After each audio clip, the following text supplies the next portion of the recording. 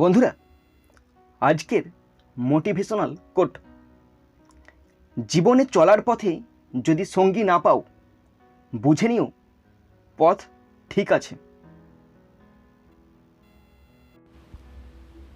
বন্ধুরা, আজকে আমি ক্লাস 9-এর Ray and Martin 2022 English question bank থেকে 321 পেজের থার্ড সাবমিটিভের ওপর teachers training module sample question পেপারটি তোমাদের সাথে খুব সুন্দরভাবে আলোচনা করব, তোমাদের বোঝানোর চেষ্টা করব। তো বন্ধুরা, তোমরা অবশ্যই শেষ পর্যন্ত মন দিয়ে ভালো করে শুনবে আর দেখবে, তবেই তোমরা কিন্তু বুঝতে পারবে। বন্ধুরা, শেষ পর্যন্ত দেখার পর যদি শিখতে পারো, জানতে পারো, কাজে লাগে, অবশ্যই একটি লাইক করে জানাবে, খারাপ লাগলে ডিসলাইক করে দেবে। যদি কিছু বলার থাকে অবশ্যই কমেন্ট বক্সে কমেন্ট করে জানাবে। বন্ধুরা, আমি চাই আমার পশ্চিমবঙ্গের প্রত্যেকটা ভাই বোনকে, পশ্চিমবঙ্গের প্রত্যেকটা বন্ধু বান্ধবীকে সাহায্য করতে। যদি তোমার সত্যিই ভিডিওটি ভালো লাগে অবশ্যই শেয়ার করে প্রত্যেককে দেখার সুযোগ করে দেবে। তো চলো শুরু করছি, দেখে নাও। বন্ধুরা, শেষ পর্যন্ত দেখার পর যদি শিখতে পারো, জানতে পারো, কাজে লাগে, অবশ্যই নিজের বন্ধু বান্ধবী, নিজের ভাই বোন, নিজের আত্মীয় পরিজনের মধ্যে শেয়ার করে দেবে এবং তাদেরকেও শেয়ার করতে বলবে, আর মনে করে অবশ্যই সাবস্ক্রাইব করবে। তো বন্ধুরা, তোমরা যারা আমার এই চ্যানেলে নতুন তারা অবশ্যই সাবস্ক্রাইব করে দেওয়ার পর বেল বাটনটি প্রেস করে দেবে, যাতে করে পরের ভিডিও নোটিফিকেশান তোমাদের কাছে সহজেই পৌঁছে যেতে পারে। তো শুরু করছি third সাবমিটিভ evaluation 2022 teachers training module question paper. Time 3 ঘন্টা 15 মিনিট, ফুল মার্কস 90। প্রথম আছে সিন, আর সিন থেকে প্রথম আছে প্রোজ। প্রোজটি নেওয়া হয়েছে ড্যানিয়েল ডিফো রচিত এ শিপরেক্ট সেলর নামক প্রোজ থেকে নেওয়া হয়েছে। এখানে প্রোজটির যেটুকু অংশ তোমরা দেখতে পাচ্ছ, আমি পুরোটার বাংলা মানেটা পড়ে শোনাচ্ছি, তোমরা শুনে নাও। On September 30, 1659, I, miserable Robinson Crusoe, being shipwrecked during a violent storm, came in shore on this dismal island. আমি দুর্দশাগ্রস্ত রবিনসন ক্রুসো 30 সেপ্টেম্বর 1659 খ্রিস্টাব্দে একটি ভয়ানক ঝড়ের কবলে পড়ে জাহাজডুবি হয়ে এই বিষণ্ণ দ্বীপের তটে এসে পৌঁছেছিলাম। I call it the island of despair. আমি এটিকে হতাশার দ্বীপ বলে ডাকি। I was almost dead and the rest of my ships company was drowned. আমি প্রায় মৃত ছিলাম এবং আমার জাহাজের বাকি সঙ্গীরা ডুবে গিয়েছিল। I had neither food, house নর ক্লথেস। আমার খাবার, বাড়ি, জামা কাপড় কিছুই ছিল না। I feared I would be devoured by wild beast. বন্য জন্তুরা আমাকে মেরে ফেলতে পারে এই ভেবে আমি একটু ভয় পেয়েছিলাম। হোয়েন নাইট কেম, যখন রাত্রি হলো, I slept in a tree for fear of wild creatures. তখন বন্য জন্তুদের ভয়ে আমি গাছে ঘুমিয়েছিলাম। It rained all night. সারা রাত বৃষ্টি হচ্ছিল। The rain continued through the next day with gusts of wind. দমকা বাতাস সহকারে বৃষ্টি তার পরের দিনও চলছিল। Only a wreck of my ship, এটা স্পেলিংটা মিস্টেক হয়ে আছে, was to be seen at low water. আমার জাহাজের শুধুমাত্র একটি ভাঙা অংশ অল্প জলে দেখা যাচ্ছিল। I swamp to the rake two rescue and secure for my survival some food and other provisions. আমি সাঁতার কেটে জাহাজের ভাঙা অংশের কাছে গিয়েছিলাম কিছু খাবার এবং পরবর্তীকালে প্রয়োজন হবে এমন কিছু উদ্ধার করে আমার টিকে থাকা সুরক্ষিত করতে।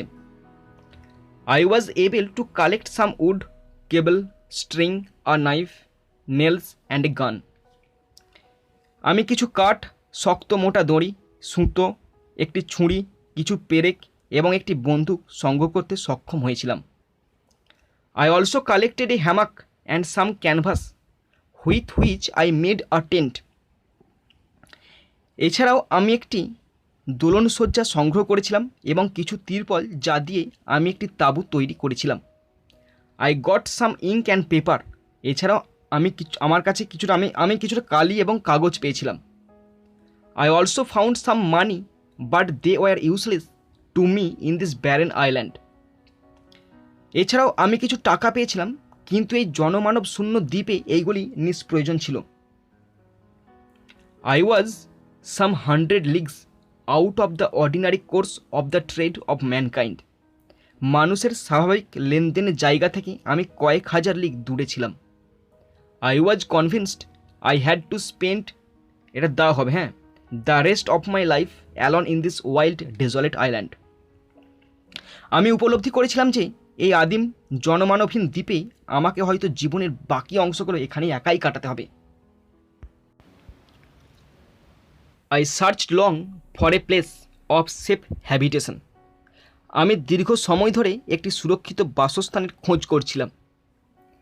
I found a little plain on the side of a rising hill. একটি পাহাড়ের ধারে আমি একটি সামান্য সমতল ভূমি খুঁজে পেয়েছিলাম। On the rocky wall of the hill there was a hollow place worn in like the entrance to a cave. পাহাড়ের পাথুরের দেয়ালের ওপরে গুহার প্রবেশপথের মতো একটি গহ্বর ছিল। On the flat of the green just before this hollow I resolved to pitch my tent. এই গর্তের ঠিক আগে মসৃণ সবুজ ঘাসের ওপর আমি তাঁবু খাটানোর সিদ্ধান্ত নিয়েছিলাম। I cut the wood I collected into stakes. আমি সংগৃহীত কাঠগুলি কেটে খুঁটি তৈরি করলাম। I drove them into the ground in a semicircle around my tent. আমি ওইগুলিকে আমার তাঁবুর চারিদিকে অর্ধবৃত্তাকারে পুঁতলাম। The stakes stood 6 inches apart from each other. খুঁটিগুলি প্রত্যেকটা 6 ইঞ্চি দূরে ছিল। I put the cables I had rescued from the ship around the stakes in the manner of a fence. জাহাজ থেকে উদ্ধার করা দড়িগুলি আমি খুঁটিগুলির চারিদিকে বেড়ার মতো করে বেঁধে দিলাম। I used a short ladder to go over the fence. আমি একটা ছোট্ট মই ব্যবহার করেছিলাম বেড়াটি টপকানোর জন্য। Once in, I withdrew the ladder after me so that I was completely fortified against the world outside. একবার ভিতরে চলে যাওয়ার পর আমি মইটি সরিয়ে নিয়েছিলাম যাতে করে আমি বাইরের জগৎ থেকে সম্পূর্ণরূপে সুরক্ষিত থাকতে পারি। Into this tent I brought all my stores and provisions. তাঁবুর ভিতরে আমি আমার সমস্ত সঞ্চিত এবং ভবিষ্যতের প্রয়োজনীয় জিনিসপত্র এনেছিলাম। আর এইটুকু অংশ নেওয়া হয়েছে ড্যানিয়েল ডিফো রচিত এ শিপরেক্ট সেলর নামক প্রোজ থেকে নেওয়া হয়েছে, আর তোমাদের সাথে আমি শেয়ার করে দিলাম। বন্ধুরা, এরপরে আমি সিন থেকে কোশ্চেনগুলো আলোচনা শুরু করছি। তোমরা অবশ্যই শেষ পর্যন্ত মন দিয়ে ভালো করে শুনবে আর দেখবে, তবেই তোমরা কিন্তু বুঝতে পারবে। আর তোমরা শেষ পর্যন্ত শুনবে, আমি তোমাদের বোঝানোর চেষ্টা করছি। তো প্রথমে আছে এর দাগের question. Tick the correct answer from the given alternatives 1 into 5 = 5। তো বন্ধুরা, প্রথমে এর দাগের 5টি অল্টারনেটিভ কোশ্চেন আছে, 1 নম্বর করে 5 নম্বর। Okay, first question number 1। Robinson Crusoe went to that island in the year 1659. Robinson Crusoe went to that island in the year 1659. Robinson Crusoe সেই দ্বীপে গিয়েছিল 1659 সালে। Option B is the right answer. Next, number 2। He feared that he would be killed by wild beasts. He feared that he would be killed by wild beasts. তিনি আশঙ্কা করেছিলেন যে তাকে হত্যা করা হবে বন্য জন্তু দ্বারা। Option C is the right answer. Question 3। Robinson Crusoe secured some food and other provisions from the, দেখো এখানে অপশন দুটো আছে, দ্য আর এ, এখানে বসবে the wreck of his ship. Robinson Crusoe secured some food and other provisions from the wreck of his ship. মানেটা দেখে নাও, Robinson Crusoe তার জাহাজের ধ্বংসাবশেষ থেকে কিছু খাবার এবং অন্যান্য কিছু প্রয়োজনীয় সামগ্রী সুরক্ষিত করেছিল। Option D is the right answer. Question 4। To make a tent he found a little plane on the side of a rising hill. To make a tent he found a little plane on the side of a rising hill. Option A is the right answer. মানে দেখো, একটি তাঁবু তৈরি করতে তিনি একটি উঁচু পাহাড়ের একপাশে সামান্য একটি সমতল জায়গা খুঁজে পেয়েছিলেন। Question 5, to go over the fence Robinson Crusoe used a short ladder. To go over the fence Robinson Crusoe used a short ladder. বেড়ার ওপরে যেতে রবিনসন ক্রুসো ব্যবহার করেছিলেন একটি ছোট্ট মই। বেড়ার ওপরে যেতে রবিনসন ক্রুসো ব্যবহার করেছিলেন একটি ছোট্ট মই। Option C is the right answer. বন্ধুরা, এরপরে আছে বিয়ের দাগের question. Complete the following sentences with information from the text থেকে ইনফরমেশান নিয়ে কমপ্লিট সেন্টেন্স করতে দিয়েছে। কোশ্চেন আছে 3টি, 1 নম্বর করে 3 নাম্বার। ওকে, তো এই কোশ্চেনগুলো কেমন করে হচ্ছে আমি তোমাদের বুঝিয়ে দিচ্ছি, তোমরা ভালো করে শুনে নাও। দেখো, number 1, at night Robinson Crusoe slept in a tree for. Robinson Crusoe রাত্রেবেলা ঘুমিয়েছিল গাছেতে। কেন বলো তো? কারণ ভয় আছে, যদি কোনো সাপ তাকে আক্রমণ করে, যদি কোনো স্ল্যামন্ডার বলো বা কোনো বন্য জন্তু যাতে আক্রমণ করতে না পারে, তাই জন্য সে ভয়েতে ঘুমিয়েছিল। তাহলে তোমরা at night Robinson Crusoe slept in the tree এইটুকু অংশ বইতে মেলাবে, মানে প্যাসেজটাতে মেলাবে যেটুকু দেওয়া থাকবে। হ্যাঁ, দেখিয়ে দিচ্ছি আমি তোমাদেরকে, দেখে নাও।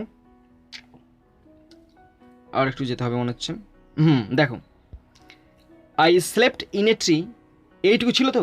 তারপরে লিখবে দেখে দেখে for fear of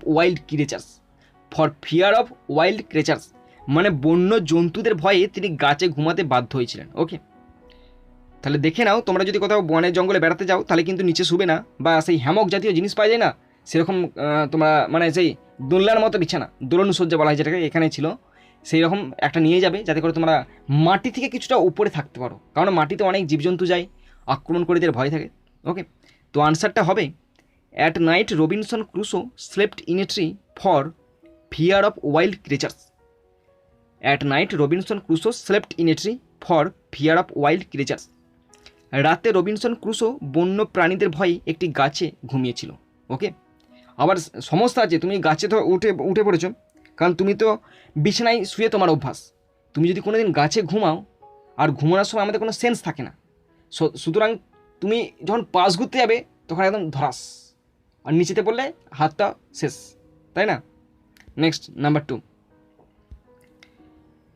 he was some 100 leagues out of the, এইটুকু হচ্ছে question. He was some 100 leagues out of the. দেখো, এই লাইনটা আমি মেলাচ্ছি, প্যাসেজটাতে মেলাচ্ছি আমি। পেয়েছো তোমরা দেখতে? আমি তো এখনো পাচ্ছি না।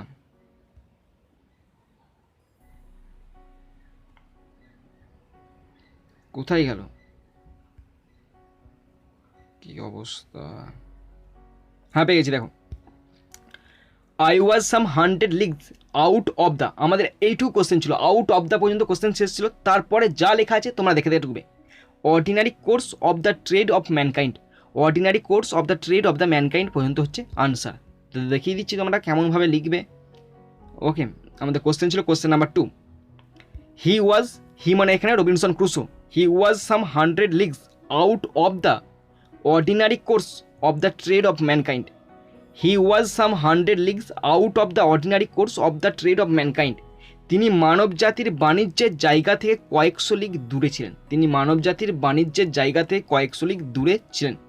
Next, number 3, the stakes stood, এইটুকু অংশ মেলাবে। দেখো, মেলাচ্ছি আমি। দ্য স্টেক্স স্টুড, হ্যাঁ পেয়েছি, দেখতে আমি পেয়ে গেছি। The stakes stood 6 inches apart from each other, এইটুকু লাইনটা একটুখানি, আর এইটুকুই হচ্ছে উত্তর। The stakes stood 6 inches apart from each other. এবার দেখো কেমন করে লিখেছি, দেখে নাও। একই লেখা আছে, একদম সেম টু সেম পেয়ে যাবে তোমরা দেখতে। কোশ্চেন ছিল আমাদের 3 দাগের কোশ্চেন ছিল। কোশ্চেনটি বলা ছিল the stakes stood, answer 6 inches apart from each other. খুঁটিগুলি একে ওপরের থেকে 6 ইঞ্চি দূরে ছিল। খুঁটিগুলি একে ওপরের থেকে 6 ইঞ্চি দূরে ছিল।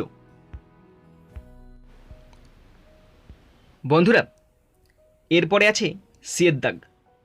Fill in the chart with information from the text 22 = 4। বন্ধুরা, নিচে ছোট্ট একটি চার্ট আছে। চার্টটিতে 2টি কোশ্চেন আছে, 2 নম্বর করে 4 নম্বর। তো চার্টটি দেখে নাও। চার্টটিতে বলা আছে কজ আর ইফেক্ট। কজ মানে হচ্ছে কারণ, ইফেক্ট মানে হচ্ছে ফলাফল। যদি কারণ থাকে সে কারণটার পেছনে ফলাফলটা লিখতে বলেছে, যদি ফলাফল থাকে তাহলে সে ফলাফলটা কিসের জন্য বা কিসের কারণে হয়েছে সেটা লিখতে হবে। তো প্রথম কোশ্চেনটি আছে ইফেক্টের ঘরে। কোশ্চেনটি বলা আছে Robinson Crusoe swam to the wrecked ship. Robinson Crusoe swam to the wrecked sheep.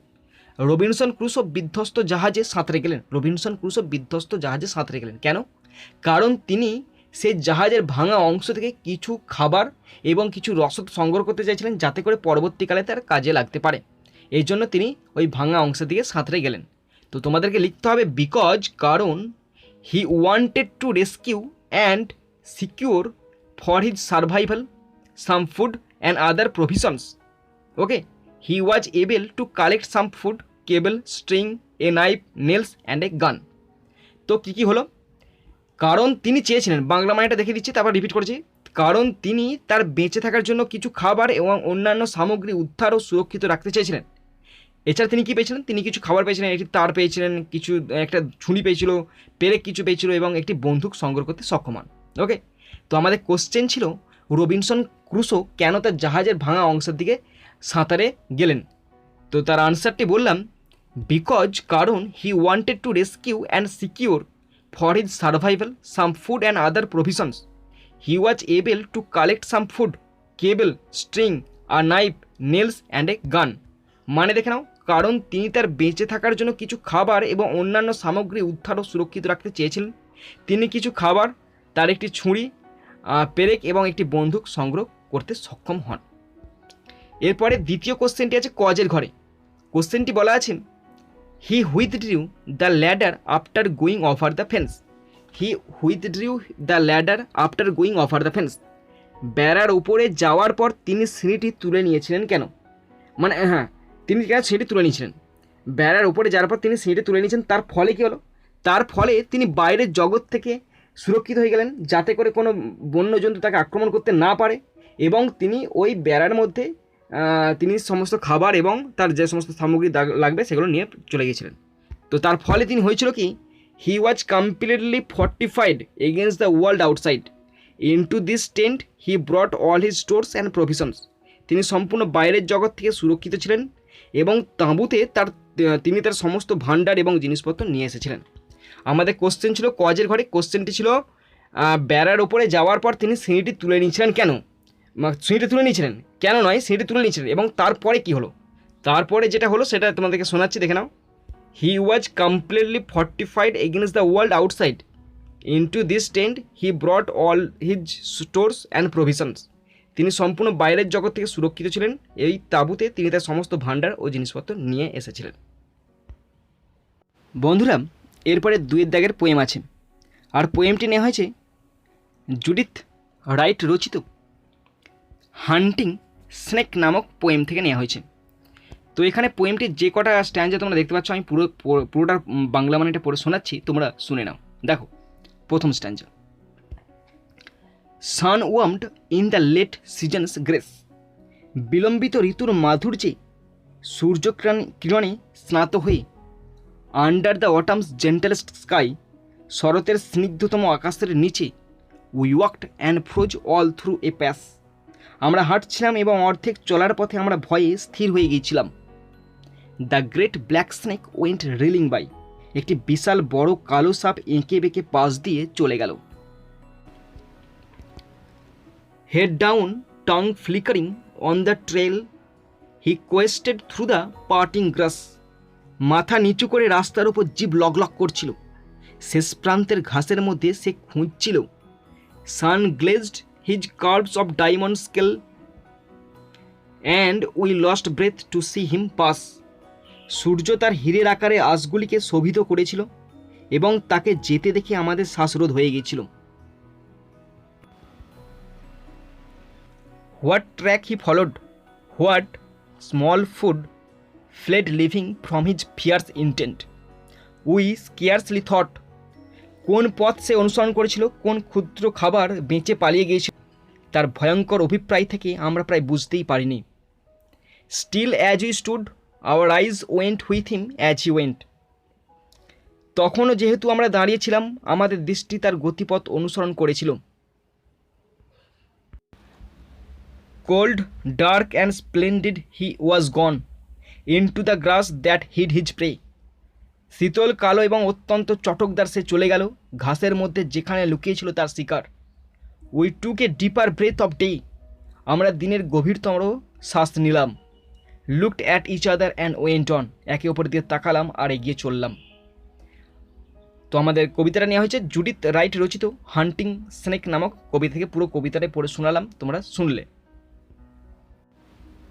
বন্ধুরা, এরপরে আমি পোয়েম থেকে কোশ্চেনগুলো আলোচনা শুরু করছি। তোমরা প্রত্যেকটি কোশ্চেন মন দিয়ে ভালো করে শুনবে আর দেখবে আমি তোমাদের বোঝানোর চেষ্টা করছি। প্রথমে আছে এর দাগের question, tick the correct answer from the given alternatives. বন্ধুরা, এখানে 4টি অল্টারনেটিভ কোশ্চেন আছে, 1 নম্বর করে 4 number, 1 × 4 = 4। First question, question number 1, the poet and her companion were walking under the gentle sky in autumn. The poet and her companion were walking under the gentle sky in autumn. কবি এবং তার সঙ্গীরা শান্ত আকাশের নিচে হাঁটছিলেন শরৎকালে। Option C is the right answer. Question 2, the colour of the snake was black. The colour of the snake was black, সাপের রং ছিল কালো। Option A is the right answer. Question 3, the snake moved through the grass. The snake moved through the grass, সাপটি ঘাসের মধ্যে দিয়ে চলে গেল। Option D is the right answer. Question 4, in the Sunlight the scale of the snake glazed like diamond. In the Sunlight the scale of the snake glazed like diamond, সূর্যের আলোতে সাপের আঁশ চকচক করে হীরের মতো। Option B is the right answer. বন্ধুরা, এরপরে আছে বি এর দাগের question, answer the following questions 2 × 2 = 4। বন্ধুরা, এখানে 2টি কোশ্চেন আছে, 2 নম্বর করে 4 নম্বর, এবং তাদের আনসার লিখতে হবে। সুন্দর করে লিখবে, খুব সহজভাবে লিখবে। এই কোশ্চেনের আনসারগুলো লিখতে হলে তোমাদের কোশ্চেনটি ভালো করে বুঝতে হবে, আর আমি তোমাদের বুঝিয়ে দিচ্ছি তোমরা কেমন করে আনসারটা লিখবে। ওকে, তো দেখো ফার্স্ট কোশ্চেন, কোশ্চেন নাম্বার 1, ভালো করে কোশ্চেনটি বুঝবে। Why did the poet and her companion lose their breath. Why did the poet and her companion lose their breath, কেন কবি ও তার সঙ্গীরা নিঃশ্বাস হারিয়েছিলেন। কেন কবি ও তার সঙ্গীরা নিঃশ্বাস হারিয়েছিলেন, কেন বলতো? কারণ কবি এবং তার সঙ্গীরা একদিন খুব সুন্দর অটামের দিনে হাঁটতে বেরিয়েছিলেন। তখন তাদের সামনে একটা বিশাল বড় সাপ চলে গেল, সেই সাপটি দেখে তারা নিঃশ্বাস হারিয়েছিল। ওকে, তো দেখো আনসারটি লিখতে হবে। The poet and her companion went out for walking in a pleasant autumn weather. They got frightened and lost their breath to find a big snake passing by them. It went into the grass to look for its food. Okay, তো কোশ্চেনটি ভালো করে শোনো, repeat করছি এবং শেষে মানে বলে দিচ্ছি। কোশ্চেনটি ছিল কবি এবং তার সঙ্গীরা কেন নিঃশ্বাস হারিয়েছিল। দেখো, মানে দম হারিয়েছিল কেন। The poet and her companions went out for walking in a pleasant autumn weather. They got frightened and lost their breath to find a big snake black snake passing by them. It went into the grass to look for its food. কবি ও তার সঙ্গীরা মনোরম শরতের আবহাওয়ায় হাঁটতে বেরিয়েছিলেন। একটি বড় কালো সাপকে তাদের পাশ দিয়ে যেতে দেখে তারা ভয় পেয়ে গেল এবং দম হারিয়ে ফেলল। এটা খাবারের খোঁজে ঘাসের মধ্যে চলে গেল। Okay, next number 2, what did the poet scarcely think. What did the poet scarcely think, কবি কি বুঝতেই পারেননি। কবি কি বুঝতেই পারেননি? যে সাপটি হচ্ছে ভয়ের কারণ। কাদের ভয়ের কারণ? ছোট ছোট জীব, ছোট ছোট ক্ষুদ্র ক্ষুদ্র প্রাণীদের ভয়ের কারণ, যার ভয়ে সেই ছোট ছোট প্রাণীরা লুকিয়ে পড়ছে। ওকে, সেটা হচ্ছে কবি বুঝতে পারেননি। তো দেখো আনসার লিখবে, the poet scarcely thought that the snake caused fear and every little creature ran away from its dreadful grip to remain alive. The poet and her associates got frightened and they could not take their eyes off the snake until it left. তো ভালো করে শোনো, কোশ্চেনটি ছিল কবি কি বুঝতে পারেনি, তার আনসারটি রিপিট করছি। The poet scarcely thought that the snake caused fear and every little creature ran away from its dreadful grip to remain alive. The poet and her associates got frightened and they could not take their eyes off the snake until it left. মানে দেখো, কবি বুঝতেই পারেননি যে সাপটি ভয়ের কারণ এবং প্রতিটি ছোট প্রাণী বেঁচে থাকার জন্য তার খপ্পর থেকে পালিয়ে যাচ্ছে। কবি এবং তার সহযোগীরা ভয় পেয়ে গিয়েছিল এবং যতক্ষণ না পর্যন্ত সাপটি না চলে যায় ততক্ষণ পর্যন্ত তারা সাপটির ওপর নজর সরাতে পারেননি। ওকে বন্ধুরা, আজকের আমাদের হট মোটিভেশন, যেতে তো একদিন হবেই, যাওয়ার আগে কিছু করে যেতে চাই। তো খুব ভালোভাবে শোনো এবং মানেটা বোঝার চেষ্টা করো। যেতে তো একদিন হবেই, যাওয়ার আগে কিছু করে যেতে চাই। তার মানে কি, আমরা মানুষ, আমরা প্রত্যেকেই মরণশীল, আমরা প্রত্যেকেই জন্মগ্রহণ করেছি, আমরা প্রত্যেকেই মানুষ হয়ে জন্মগ্রহণ করেছি এবং আমাদের জীবনে একটা সত্য বর্তমান সত্যটা কি, আমরা একদিন এই সুন্দর পৃথিবী ছেড়ে চলে যাব। আর এই সুন্দর পৃথিবীতে যখন এসে পৌঁছেছি, মানুষ হয়ে যখন এসেছি, তখন এমন কিছু করে যাব যাতে করে আমাদের অবর্তমানে আমাদের ভবিষ্যৎ প্রজন্মরা বলতে পারে যে এই দাদা, এই দিদি, এই মানে যে যাই সম্পর্কে থাকুক না কেন, প্রত্যেকে যেন গর্ববোধ করতে পারে যে আমাদের ঘরের ছেলেটা এই কাজ করে গেছে, আমাদের ঘরের মেয়েটা এই কাজ করে গেছে। এবং এই যে তুমি যে কাজ করে যাবে না, এই কাজটা যেন 1 বছর 2 বছর কেউ যেন বলতে, মানে 1 বছর 2 বছর যেন এই রেস্টটা না থাকে। আমি চাই আমাদের চলে যাওয়ার পরেও, এই বিশ্ব যতদিন থাকবে ততদিন যেন আমাদের যে এক্সিস্ট্যান্স, সেই এক্সিস্ট্যান্সটা যেন বিদ্যমান থাকে। মানে আমরা চলে গেলেও যেন কেউ বলতে পারে এই ছেলেটা এই কাজ করে গেছে, এই মেয়েটা এই কাজ করে গেছে। তবেই না জীবনটা সার্থক হবে, তবেই না তুমি সকলের কাছে রোল মডেল হতে পারবে, তবেই না তোমাকে সবাই ফলো করবে এবং তখন তুমি তখন স্বর্গ থেকে দেখতে পাবে যে হায় রে কী করে গেছি। এবং যদি আরেকবার যদি জন্ম নিতে পারি না, দেখিয়ে দেবো আমি কি করতে পারি। ওকে বন্ধুরা, এরপরে আছে আনসিন। খুব সুন্দর একটি আনসিন আছে। তো আনসিনটার পুরোটার বাংলা মানেটা আমি পরে শোনাবো, তোমরা শুনে নেবে। এবং আনসিনের মধ্যে বেশ কিছু টাফ ওয়ার্ড আছে, সেই ওয়ার্ডের মানে আমি পাশে ব্যাকেটের মধ্যে লিখে রেখেছি, তোমরা দেখে নিতে পারো। অথবা আমি পড়ার শেষে, মানে আনসিনটা পড়ার শেষে আমি ওয়ার্ডের মানেগুলো বলে দেবো। ওকে, তো শুরু করছি, তোমরা দেখে নাও। IRNSS-1, the 5th satellite of the Indian Regional Navigation Satellite System, IRNSS-1, will be launched on board the Polar Satellite Launch Vehicle PSLV C-31 from the spaceport of Sriharikota on January 20.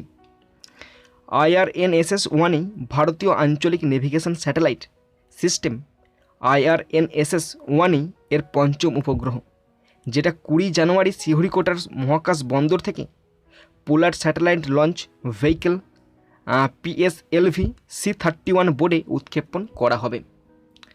IRNSS-1 is scheduled for launch at 9:31 AM from the second day launch pad at the Satish Dhawan Space Center at Sriharikota, about 100 km from Chennai city headquarter. Indian Space Research Organization ISRO said today. Chennai থেকে প্রায় 100 kilometre দূরে শ্রীহরিকোটার Satish Dhawan space সেন্টারে দ্বিতীয় দিনের launch pad থেকে IRNSS-1 সকাল 9:31 উৎক্ষেপণের জন্য নির্ধারিত রয়েছে। আর শহরের সদর দপ্তর, যেটা ভারতীয় মহাকাশ গবেষণা সংস্থা অর্থাৎ ইসরো, এ কথা আজ জানিয়েছে। Stating that IRNSS-1 carries 2 types of payloads, navigation and ranging payload. ISRO said navigation payload will transmit navigation service signals to the users and will be operating in L5 band and S band. তো উল্লেখ করে যে IRNSS-1 দুটি ধরনের payload, navigation এবং ranging payload বহন করে। ইসরো বলেছে নেভিগেশন পেলোড ব্যবহারকারীদের কাছে নেভিগেশন পরিষেবা সংকেত প্রেরণ করবে এবং L5 ব্যান্ড এবং S ব্যান্ড কাজ করবে।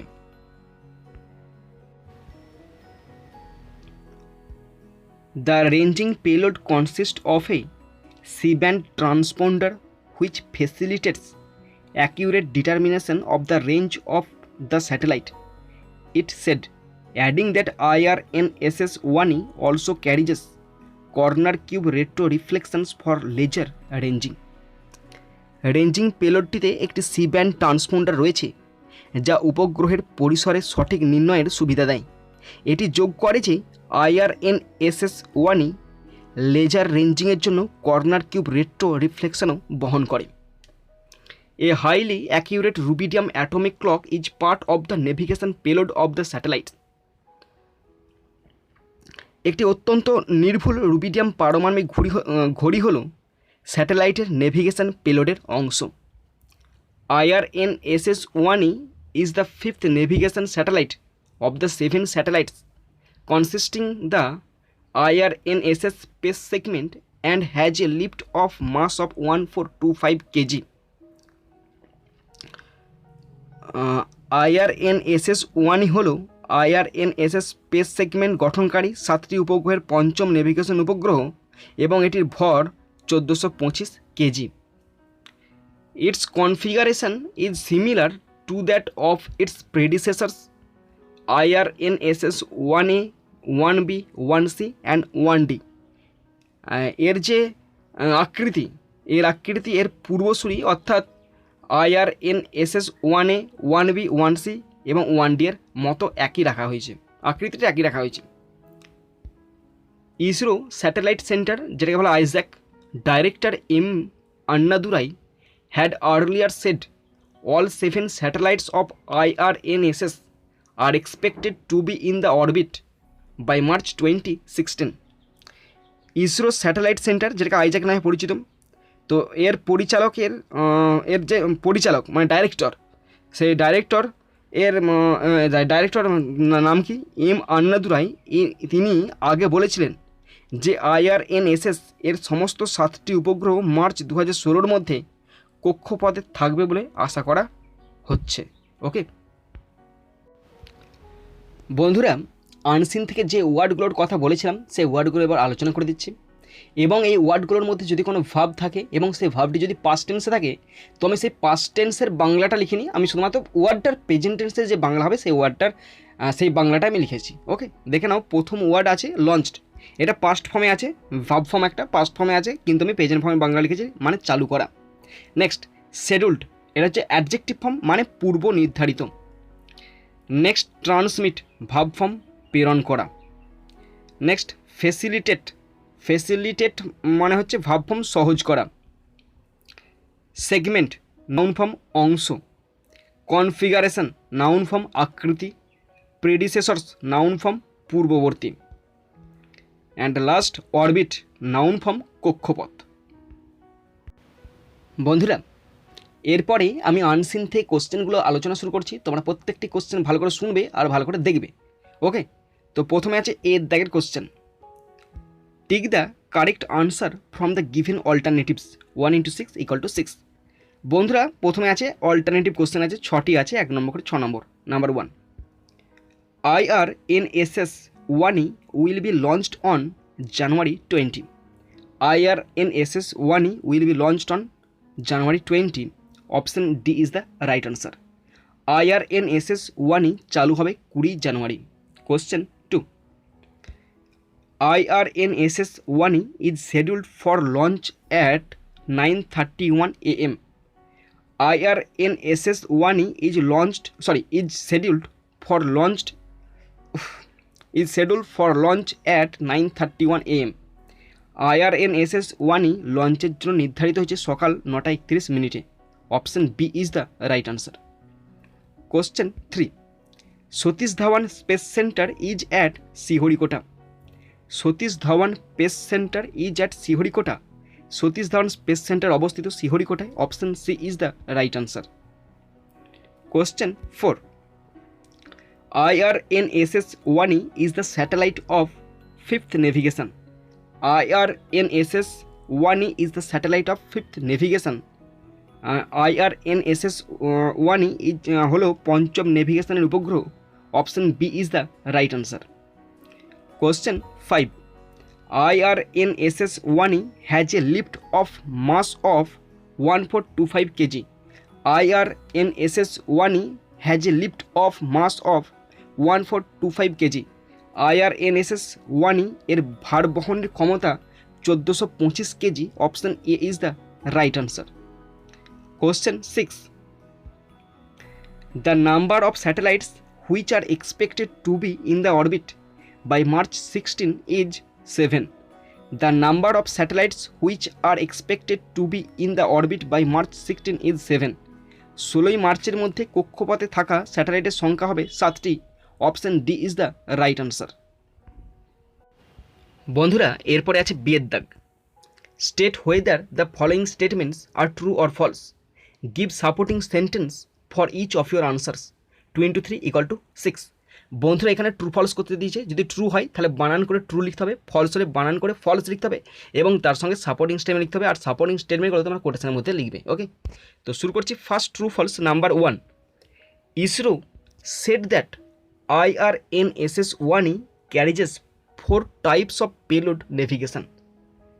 ইসরো বলেছে যে IRNSS-1E 4 ধরনের পেলোড নেভিগেশন বহন করে। ফলস। 4 ধরনের নয়, 2 ধরনের, তাই এটা ফলস হবে, আর ফলস হলে লিখতে হবে ফলস। ওকে, সাপোর্টিং স্টেটমেন্ট দেখে নাও।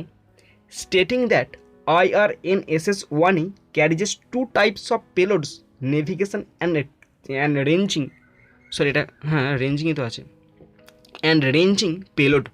ওকে, next number 2, navigation payload will be operating in L6 band and S band. Navigation payload L6 band এবং S ব্যান্ডে কাজ করবে। ফলস। এইটা L6 নয়, এটা হচ্ছে L5 ব্যান্ড, তাই এটা ফলস হবে আর লিখতে হবে ফলস। ওকে, সাপোর্টিং স্টেটমেন্ট দেখে নাও। Stating that IRNSS-1E carriages 2 types of payloads navigation and ranging payload. ISRO said navigation payload will transmit navigation service signals to the users and will be operating in L5 band and S band. Okay, next number 3, one of the part of the navigation payload of the satellite is a highly accurate rubidium atomic clock. Satellite navigation পেলোডের একটি অংশ হলো একটি অত্যন্ত নির্ভুল rubidium পারমাণবিক ঘড়ি। হ্যাঁ, এটা ট্রু হবে আর লিখতে হবে ট্রু। সাপোর্টিং স্টেটমেন্ট দেখে নাও। A highly accurate rubidium atomic clock is a part of the navigation payload of the satellite. বন্ধুরা এরপরে আছে সি এর দাগ। Fill in the chart with information from the passage. Passage থেকে ইনফরমেশান নিয়ে নিচে যে চারটি আছে সেই চারটি পূরণ করতে বলেছে। চারটিতে 2টি কোশ্চেন আছে, 2 নম্বর করে 4 নম্বর। ওকে, তো দেখো চারটিতে বলা আছে স্টেটমেন্ট অ্যান্ড রিজন। স্টেটমেন্ট মানে হচ্ছে বক্তব্য, 2টি কোশ্চেনই বক্তব্যের ঘরে আছে এবং কেন বক্তব্যগুলো হয়েছে তার জন্য কারণও উল্লেখ করতে বলেছে। তো প্রথম বক্তব্য দেখে নাও। Number 1, the ranging payload consist of a C band transponder. The ranging payload consist of a C band transponder মানে রেঞ্জিং পেলোড একটি সি ব্যান্ড ট্রান্সপন্ডার নিয়ে গঠিত। তার কারণটা কি? তার কারণটা হলো এই যে কারণ ইট ফ্যাসিলিটেটস accurate determination of the range of the satellite. Because it facilitates accurate determination of the range of the satellite. কারণ এটি স্যাটেলাইটের পরিসীমা নির্ভুলভাবে নির্ণয় করতে সাহায্য করে। Okay, next number 2, IRNSS-1E carriages corner cube retro reflex. IRNSS-1E carriages corner cube retro reflex. IRNSS-1E corner cube retro reflect বহন করে। তার কারণ because it is good for laser ranging. Because it is good for laser ranging, কারণ এটি লেজারের জন্য ভালো। বন্ধুরা এরপর আছে গ্রামার অ্যান্ড ভোকাবুলারি। 4 দাগের A, choose the correct answer from the given alternatives. 1 × 3 = 3। বন্ধুরা এখানে গ্রামার আছে। এর দাগের যে গ্রামারটি দেওয়া আছে সেটা দেখো, ব্যাকেটে 3টি করে অপশান আছে, মানে 3টি করে ভার্ব আছে। সঠিক যে ভার্বটি হবে সেটা দিয়ে শূন্যস্থান পূরণ করতে দিয়েছে। তো দেখো পড়ছি। They dash to New Delhi next Monday. They dash to New Delhi next Monday. তারা আগামী সোমবার নয়াদিল্লি যাবে। দেখো আমরা জানি কোনো বাক্যে মানে কোনো ক্রিয়াপদের শেষে যদি ববে থাকে তাহলে কোন হবে, সে কোনো ক্রিয়াপদের সাথে যদি ববে যুক্ত থাকে তাহলে সেটি হবে ফিউচার টেন্স। কিন্তু এখানে একটাও ফিউচার টেন্সের সেন্স তোমরা দেখতে পাও নি তো, তাহলে এখানে কোনোটাই হবে না। এখানে হবে কি? এখানে একটি হবে, সেটা হলো are going. They are going to New Delhi next Monday. তারা আগামী সোমবার নয়াদিল্লি যাবে। কেন এবার আর গোয়িংটা বসলো সেটা হচ্ছে বোঝার ব্যাপার। আমরা জানি ফিউচার, আমরা জানি প্রেজেন্ট কন্টিনিউয়াস টেন্স, আমরা জানি present continuous tense simple future টেন্সকে উল্লেখ করে। কি বললাম? মানে ফিউচার টেন্সের কাজকে উল্লেখ করে এমন একটা টেন্সের উদাহরণ বলো, সেটা হচ্ছে প্রেজেন্ট কন্টিনিউয়াস টেন্স। তাই এখানে বসলো they are going to New Delhi next Monday, তারা আগামী সোমবার নয়াদিল্লি যাবে। Okay, next number 2, I dash my homework before my mother enter the room. I dash my homework before my mother enter the room. তো মা ঘরে ঢোকার আগে আমি বাড়ির কাজ শেষ করিয়া ফেলিব। আমি বাড়ির কাজ করিয়া ফেলিব হবে এটা, হ্যাঁ, করিয়া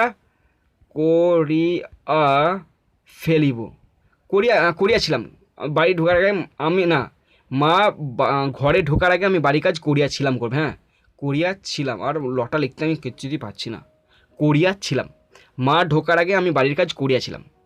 দেখো ভালো করে দেখো, এখানে সেন্টেন্সের স্ট্রাকচারটা দেখো, দেখো বিফোর বসেছে, বিফোরের পর সাবজেক্ট আছে, তারপরে V2 আছে। এরকম তোমরা একটা সেন্টেন্স বলো যে সেন্টেন্সটা ঠিক মাঝেতে বিফোর থাকবে এবং তারপরে যে বাক্যটা হবে, মানে সে ছোট্ট পাটা একই সাথে যে বাক্যটা, সেই বাক্যটার মূল ভাবটা V2 হবে।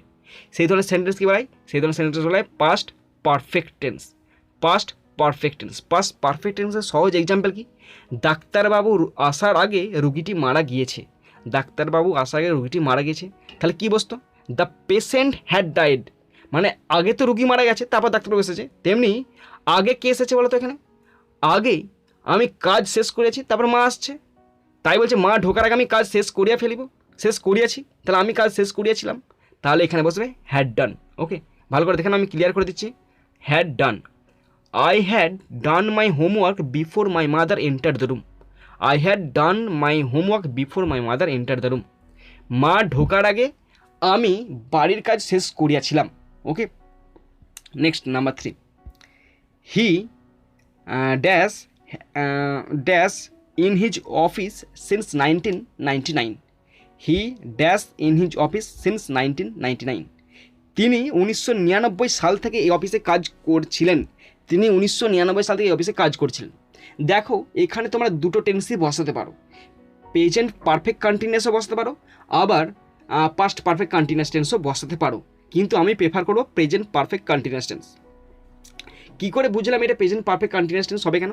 আর বাবা সিন্স আছে তো 1999 সাল থেকে, সিন্স অথবা ফর থাকলে তো দুটো টেন্স ব্যবহৃত হয়, প্রেজেন্ট পারফেক্ট কন্টিনিউয়াস অথবা পাস্ট পারফেক্ট কন্টিনিউয়াস। তাহলে এখানে তোমরা প্রেজেন্টটাই বসাবে। তাহলে এখানে হবে he has been working, he has been, আমি ক্লিয়ার করে দিচ্ছি এখানেও ভালো করে, he has been working, he has been working in this office since 1999। তিনি 1999 সাল থেকে এই অফিসে কাজ করছিলেন। বন্ধুরা এরপরে আছে বিয়ের দাগ। Underline the clause in the following sentences and state what kind of clauses they are. 2 × 3 = 6। বন্ধুরা এখানে 3টি সেন্টেন্স আছে, সেই সেন্টেন্সগুলোর মধ্যে কোনটা ক্লজ সেটা আন্ডারলাইন করতে বলেছে, এবং যে আন্ডারলাইন করলে যে ক্লজটা সেটা কী ক্লজ সেটা লিখতে বলেছে। তো আমাদের মূল বিষয় হচ্ছে জানো তো 3টি ক্লজ আছে, নাউন ক্লজ, অ্যাডজেক্টিভ ক্লজ বা রিলেটিভ ক্লজ, আর নাউন ক্লজের নাম হচ্ছে নমিনাল ক্লজ, আর শেষে আছে অ্যাডভার্বিয়াল ক্লজ। ওকে, তো সেন্টেন্সটা পড়ছি, ভালো করে শোনো এবং বোঝার চেষ্টা করো, আমি তোমাদের বোঝাচ্ছি। This is the car which my father had ব্রট yesterday. এটি সেই গাড়ি যেটি আমার বাবা গতকাল কিনেছিলেন। তো এখানে কোনটা প্রমিনেন্ট? এখানে গাড়িটা প্রমিনেন্ট। গাড়িটার পরে কী বসছে? গাড়িটার পরে হুইচ বসছে। ডব্লিউ ওয়ার্ড কোন ক্লজে বসে? অ্যাডজেক্টিভ ক্লজে বসে, মানে গাড়িটার পরই বসেছে, তাহলে গাড়িটাকে উল্লেখ করছে, সুতরাং এটা হচ্ছে অ্যাডজেক্টিভ ক্লজ। ওখান থেকে কত পর্যন্ত? হুইচ থেকে একবার ইয়েস্টারডে পর্যন্ত হচ্ছে অ্যাডজেক্টিভ ক্লজ, এই ক্লজটার নাম হচ্ছে এসসি, মানে সাবঅর্ডিনেট ক্লজ। বাকি দিস ইজ দ্য কার, এটা হচ্ছে মেন ক্লজ বা পিসি। ওকে, তাহলে which my father had bought yesterday, এইটা হচ্ছে অ্যাডজেক্টিভ ক্লজ, যেটার নাম হচ্ছে সাবঅর্ডিনেট ক্লজ বলা হয়। সাবঅর্ডিনেট ক্লজের নামটাকে বলা হয় অ্যাডজেক্টিভ ক্লজ, বুঝতে পারলে? তাহলে এটার নাম কি বললাম? এটা হচ্ছে অ্যাডজেক্টিভ ক্লজ, অ্যাডজেক্টিভ ক্লজ। ওকে, নেক্সট নাম্বার 2, ভালো করে বুঝবে। It is raining so we should stay at home. It is raining so we should stay at home. বৃষ্টি হচ্ছে তাই আমাদের ঘরে থাকা উচিত। বৃষ্টি হচ্ছে তাই আমাদের ঘরে থাকা উচিত। সো হচ্ছে, সো কোন ক্লজে বসে? সো হচ্ছে অ্যাডভার্বিয়াল ক্লজে বসে। সো অ্যাডভার্বিয়াল ক্লজে বসে। ওখান থেকে কতদূর পর্যন্ত হচ্ছে সাবঅর্ডিনেট ক্লজ। সো থেকে হোম পর্যন্ত হচ্ছে সাবঅর্ডিনেট ক্লজ, যেটার নাম হচ্ছে এসসি বলা হয়। এবং ইট ইজ রেনিং, এটা হচ্ছে মেন ক্লজ বা প্রিন্সিপাল ক্লজ, পিসি। ওকে, আর এটার নাম কি বললাম? এটা হচ্ছে অ্যাডভার্বিয়াল ক্লজ। অ্যাডভার্বিয়াল ক্লজ বুঝলাম কি করে? সো আছে তাই এটা অ্যাডভার্বিয়াল ক্লজ হয়ে গেল। Next number 3, they know that he is an honest person. They know that he is an honest person. তারা জানে যে সে একজন সৎ ব্যক্তি। তারা জানে যে সে একজন সৎ ব্যক্তি। তো তারা কি জানে? তারা জানে যে সে একজন সৎ ব্যক্তি। তাহলে দ্যাট থেকে পার্সন পর্যন্ত হচ্ছে সাবঅর্ডিনেট ক্লজ, যার নাম হচ্ছে নাউন ক্লজ। কি করে বুঝলাম নাউন ক্লজ? আরে দ্যাট মানে হচ্ছে নাউন ক্লজ। আমি জানি যে, এটাই হচ্ছে নাউন ক্লজ। বুঝতে পারলে না পারলে না? দ্যাট সবসময় নাউন ক্লজে বসে। বাকি কিছু এক্সেপশনাল থাকে, সেসব কথা বাদ দাও। আমাদের জানতে হবে দ্যাট মানে হচ্ছে নাউন ক্লজ বা নমিনাল ক্লজ, আর দে নো হচ্ছে প্রিন্সিপাল ক্লজ বা মেন ক্লজ। তাহলে দ্যাট থেকে পার্সন পর্যন্ত হচ্ছে সাবঅর্ডিনেট ক্লজ, যার নাম হচ্ছে নাউন ক্লজ। বুঝতে পেরেছ বন্ধুরা? এরপরে আছে সি এর দাগ। Change the sentences according to the instruction. Instruction অনুযায়ী চেঞ্জ করতে দিচ্ছে। 3টি সেন্টেন্স আছে, মানে গ্রামার আছে 3 নম্বর। ওকে, নাম্বার 1 পড়ছি। Ritu is beautiful and she is also intelligent. Ritu is beautiful and she is also intelligent change into simple sentence.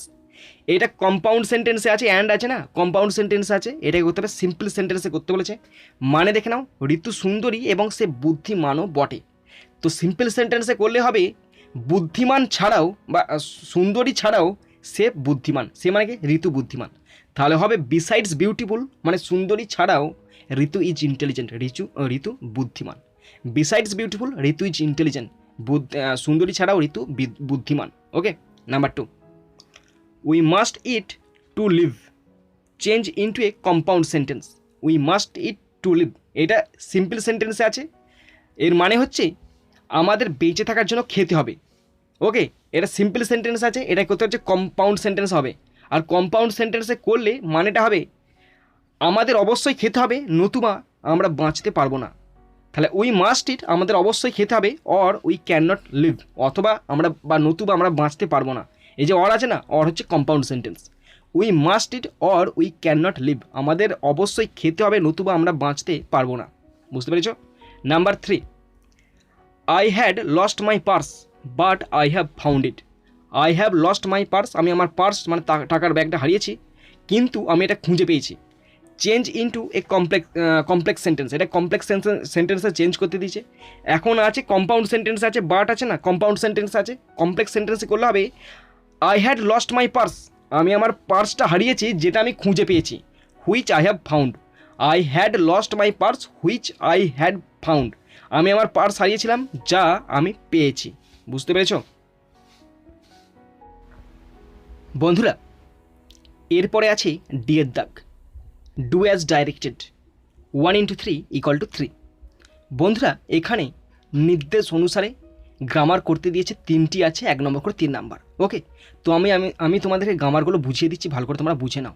Number 1, Raju asked his friend do you have an extra pen. Raju asked his friend do you have an extra pen change the mode of narration. এটা narration করতে দিচ্ছে, তোমরা বুঝতেই পেরে গেছো। এরপরে দেখো ন্যারেশনটা কিসে আছে, কোন সেন্টেন্সে আছে। ন্যারেশনটি আছে ইন্টারোগেটিভ সেন্টেন্সে। কী করে বুঝলাম? জিজ্ঞাসা চিহ্ন আছে, তাই এটা ইন্টারোগেটিভ সেন্টেন্স। এবং এই যে ইন্টারোগেটিভ সেন্টেন্স, এর টেন্সটা কিসে আছে? টেন্সটা আছে সিম্পল বলছি, এটা আছে তোমার, এটা সিম্পল প্রেজেন্ট টেন্স আছে। হ্যাঁ, সিম্পল প্রেজেন্ট টেন্সে আছে। বাংলা মানেটাকে দেখে নাও। রাজু তার বন্ধুকে জিজ্ঞেস করলো তার কাছে কি একটি অতিরিক্ত কলম আছে। ওকে, এটা হচ্ছে বাংলা। এরপরে আমরা জানি ইন্টারোগেটিভ সেন্টেন্সে ন্যারেশন করতে হলে রিপোর্টিং ভার্বটা কি বসে? রিপোর্টিং ভার্বটা আস্কড বসে, আর একটা বসে ওয়ান্টেড টু নো বসে। আমরা আস্কডটাই বেশি ভালোবাসি আমরা, সুতরাং আস্কডটা বসাবো। তাহলে রাজু আস্কড হিজ ফ্রেন্ড বসে গেল। এরপরে WH ওয়ার্ড নেই, তাহলে WH ওয়ার্ড নেই যখন বসবে না, তার পরিবর্তে বসবে ইফ অথবা ওয়েদার। আমাদের সোজা ওয়ার্ড ইফটা বসলো। এরপরে ইউ, কোটেশনের মধ্যে সাবজেক্ট কোনটা? ইউটা হচ্ছে সেকেন্ড পার্সন হচ্ছে সেকেন্ড প্লেসে কী আছে? হিজ ফ্রেন্ড রাজুর বন্ধু এখানে জেনারেলি ছেলেই হয়, তাই আমি এখানে লিখেছি হি। ওকে, ইফ হি, এরপরে হ্যাভ আছে, হ্যাড বসেছে, তারপর যা আছে দেখে বসে গেছে। তো আনসারটি হলো Raju asked his friend if he had an extra pen. Raju তার বন্ধুকে জিজ্ঞেস করলো তার কাছে একটি বাড়তি কলম আছে কি না। ওকে, নেক্সট নাম্বার 2। এই ভয়েসটা ভালো করে বুঝবে। দুয়ের ভয়েস আমি বলে দিলাম, ভয়েস তোমার পড়ে শোনাচ্ছি, দেখো। His behaviour annoyed everyone present in the party. His behaviour annoyed everyone present in the party change the voice. Bangla মানেটা দেখো, তার আচরণ পার্টিতে উপস্থিত সবাইকে বিরক্ত করেছিল। দেখো অ্যানয়েড, এটা V2 আছে, মানে পাস্ট টেন্সে আছে। অবজেক্ট এভরিওয়ান, তাহলে অবজেক্ট এভরিওয়ান প্রথমে আসবে, এভরিওয়ান পাস্ট টেন্সে বসলে ভিভাব এভরিওয়ানের পর সবসময় ওয়াজ বসে, ওয়াজ বসলো। V3 অ্যানয়েড বসলো। এরপরে দেখো অ্যানয়েডের পর বাই বসবে না হুইথ বসবে না অ্যাড বসবে। অ্যানয়েডের পর অ্যাপ্রোপ্রিয়েট প্রিপোজিশন বলছি আগে। অ্যানয়েডের পর হুইথ বসা মানে ব্যক্তির দ্বারা বিরক্তবোধ হওয়া। অ্যানয়েডের পর অ্যাট বসা মানে কোনো ব্যক্তির ব্যবহারে বা আচরণে বিরক্তিবোধ করা। এখানে হিজ বিহেভিয়ার, তার মানে কি ব্যক্তির ব্যবহার, তার মানে অ্যাড বসবে। এরপরে দেখো যদি তোমাদের যদি আরও বেশি জানা থাকে তাহলে আমাকে বলবে যে কেন অ্যাডটা নাও বসতে পারে, মানে যদি আমার কোথাও ভুল হয় তোমরা কিন্তু আমাকে অবশ্যই কিন্তু একটু বলে দিবে। হ্যাঁ, তাহলে এখানে everyone was annoyed at his behaviour বসলো না, কারণ বায়ের জন্য এখানে অ্যাড বসলো। At his behaviour present in the party. Everyone was annoyed at his behaviour present in the party. পার্টিতে উপস্থিত সবাই তার আচরণে বিরক্ত। ওকে, আমাদের নাম্বার 3 নম্বর কী আছে দেখে নাও। The stranger said please give me a glass of water. সোজা ন্যারেশন দিয়েছে। The stranger said please give me a glass of water. Change the mode of narration change করতে দিয়েছে। মানে দেখে নাও, অপরিচিত লোকটি বললো আমাকে এক গ্লাস জল দাও। অপরিচিত লোকটা বললো আমাকে এক গ্লাস জল দাও। এইটি আছে ইম্পারেটিভ সেন্টেন্সের ন্যারেশনে আছে। কী করে বুঝলাম? প্লিজ ইম্পারেটিভ সেন্টেন্সে বোঝায়, অনুগ্রহ, অনুরোধ সব ইম্পারেটিভ সেন্টেন্সে বোঝায়। তাহলে প্লিজ মানে কি রিপোর্টের যে ভাব, সেই ভাবটা কি বসবে? ভাবটা রিকোয়েস্টের বসবে। দ্য স্ট্রেঞ্জার রিকোয়েস্টেড, তারপরে যা লেখা আছে টু গিভ। এবার স্ট্রেঞ্জার আমি এখানে ছেলেই ধরছি, তাই এখানে বসলো হিম। মি আছে না, মি মানে আমাকে, তাহলে মিটা ফার্স্ট প্লেসের পরিবর্তে বসে স্ট্রেঞ্জার, ছেলে ধরেছি এখানে, তাই এখানে হিম বসলো। Him a glass of water. The stranger requested to give him a glass of water. আগন্তুক তাকে এক গ্লাস জল দিতে অনুরোধ করলো। বুঝতে পেরেছ বন্ধুরা? এরপরে আছে ইয়ের দাগ, মিনিং ফ্রম আনসিন। আনসিন থেকে মিনিং খুঁজে লিখতে বলেছে। 4টি আছে, 2 নম্বর করে 8 নম্বর। Number 1, the movement of ships or aircraft. The movement of ships or aircraft মানে জাহাজ বা বিমানের চলাচল, সেটাকে হচ্ছে নেভিগেশন বলা হয়, নেভিগেশন। ওকে, নেক্সট নাম্বার 2, সেন্ড ফরওয়ার্ড মানে আমাকে ধরো আমার কাছে হোয়াটসঅ্যাপে একটা কিছু SMS এসেছে, আমি সেটা আমার বন্ধুকে ফরওয়ার্ড করে দিলাম, তার মানে সেন্ড ফরওয়ার্ড মানে আগে পাঠানো, মানে হচ্ছে ট্রান্সমিট, প্রেরণ করে দেওয়া, ট্রান্সমিট। ওকে, নাম্বার 3, মেক ইজি সহজ করা মানে ফেসিলিটেট মানে হচ্ছে সহজতর করা। নাম্বার 4, এক্স্যাক্ট মানে হচ্ছে অ্যাকিউরেট মানে নির্ভুল বা সঠিক। এক্স্যাক্ট থেকে অ্যাকিউরেট, নির্ভুল বা সঠিক। ওকে বন্ধুরা, এরপরে আছে রাইটিং। তো খুব সুন্দর 3টি রাইটিং আছে, আমি তোমাদের 2টো বুঝিয়ে দেবো আর একটা আমি তোমাদের ডেমো দেখিয়ে দেবো, তোমরা দেখে নেবে। ওকে, তো প্রথম আছে 5-এর দাগ, write a letter to your headmaster or headmistress requesting him or her to arrange an excursion tour. 10 বন্ধুরা 10 নম্বরে একটি লেটার রাইটিং লিখতে দিয়েছে। কিসের ওপরে? তোমার প্রধান শিক্ষক মহাশয় অথবা প্রধান শিক্ষিকা মহাশয়াকে একটি অফিসিয়াল লেটার লেখো। কী ব্যাপারে? তোমাদের স্কুল যেন একটি এডুকেশনাল ট্যুর এর আয়োজন করে, তার জন্য একটি লেটার লিখতে বলেছে। ওকে, তো এটার ডেমো আমি দেখাচ্ছি, তোমরা ভালো করে শুনে নাও এবং দেখে নাও। ওকে, দেখো, তো প্রথমে তোমরা লিখছো, তাহলে প্রধান শিক্ষক মহাশয় অথবা প্রধান শিক্ষিকা মহাশয়াকে অবশ্যই সম্বোধন করবে টু দ্য হেডমাস্টার অথবা হেডমিস্ট্রেস। তারপর স্কুলের ঠিকানা দেবে, স্কুলের নামটা দেবে, স্কুলের নাম এবং শেষে স্কুলের ঠিকানা। সাবজেক্ট দেবে আর request for an excursion tour. Okay, তারপর শুরু করবে স্যার অথবা ম্যাডাম। সেটা তোমাদের স্কুলে যেমন হয় তেমন দেবে, তোমরা যদি ম্যাডাম থাকে ম্যাডাম দেবে, স্যার থাকলে স্যার দেবে। তারপর লিখতে শুরু করবে, স্যার অবশ্যই কমা দেবে অথবা ম্যাডাম লেখার পর কমা দেবে। তারপর তুমি কি বলতে চাইছো সেই বলতে চাওয়াটা ভালো করে বোঝাবে। We the students of class 9 of your school bag to arrange an educational tour for us to the lotus temple.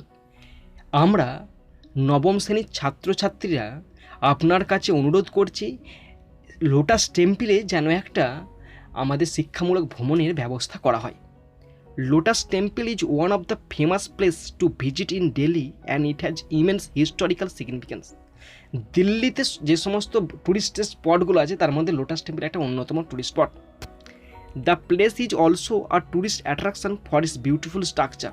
R lotus মানে পদ্মফুল, দেখেছো কেমন ছবিটা দেখেছো তো, ছবিটা কেমন কি সুন্দর পদ্মফুলের মতো থাকে। সুতরাং এর স্ট্রাকচারের জন্য এটা একটা খুব সুন্দর কী বলবো টুরিস্ট অ্যাট্রাকশন হতে পারে, আর ট্যুরিস্টদের আকর্ষণীয় বস্তু হতে পারে। Okay, this place celebrates people from all religion.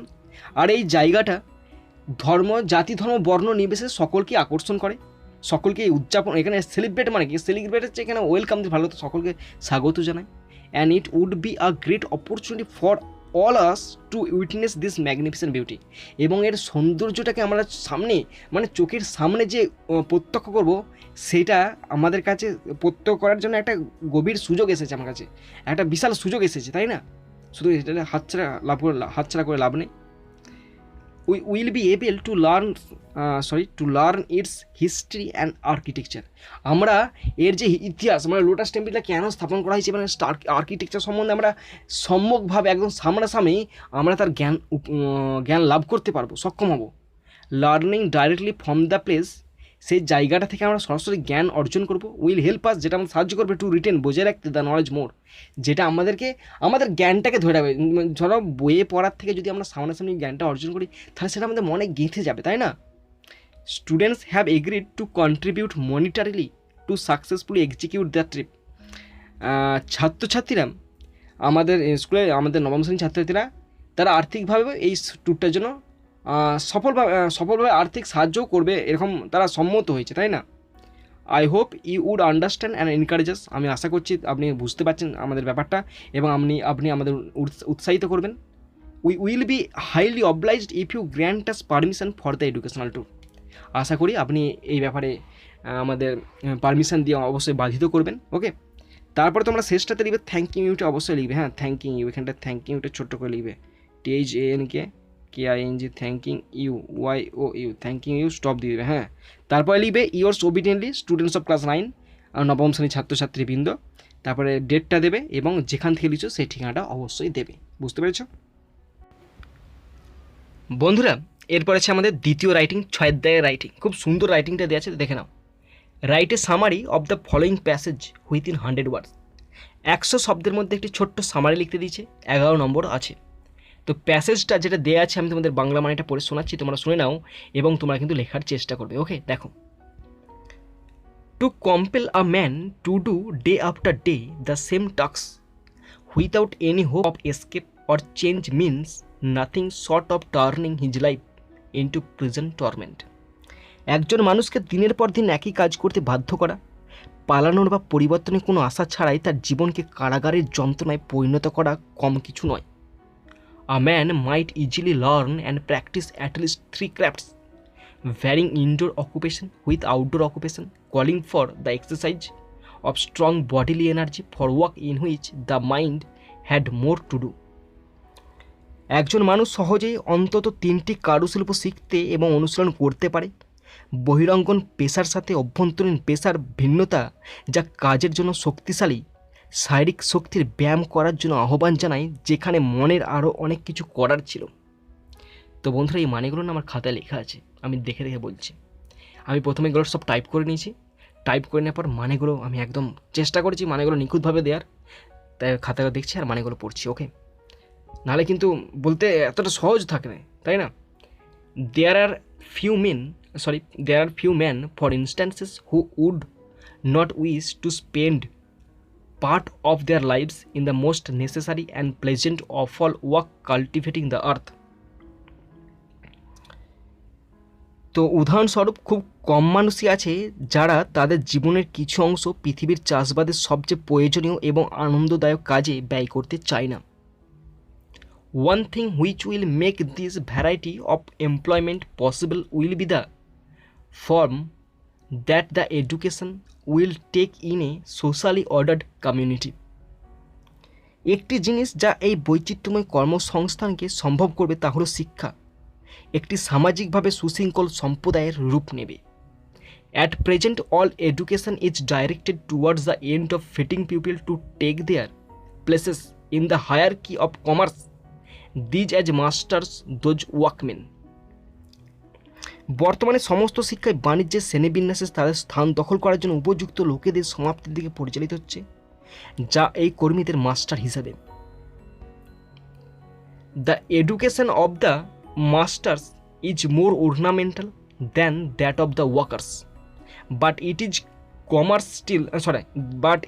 commercial still, and even at the ancient universities learning is but little regarded unless if can in the long run be made to pay.